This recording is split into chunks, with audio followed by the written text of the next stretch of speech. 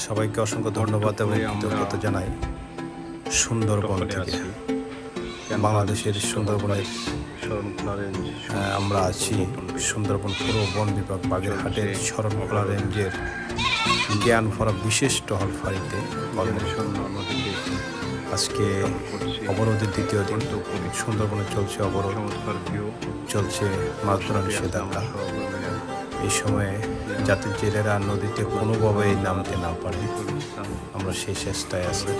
আমার সাথে আছে মোহাম্মদ জাকির, আসিফ, তারপরে আমার সহকর্মী রফিকুল ইসলাম, নাসির হাওলাদার এবং আমাদের ট্রলার ড্রাইভার মোহাম্মদ জাকির।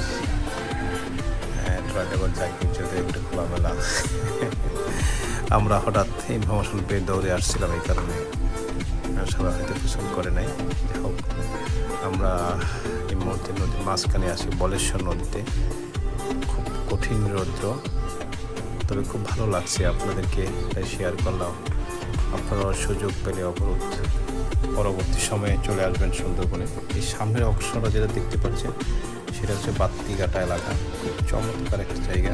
পাশেই একটা বেড়িবাঁধ আছে, যেটা উপকূলীয় বন বিভাগ বাগান করেছেন যেখানে, এবং বেড়িবাঁধটা নির্মাণ করেছেন পানি উন্নয়ন বোর্ড।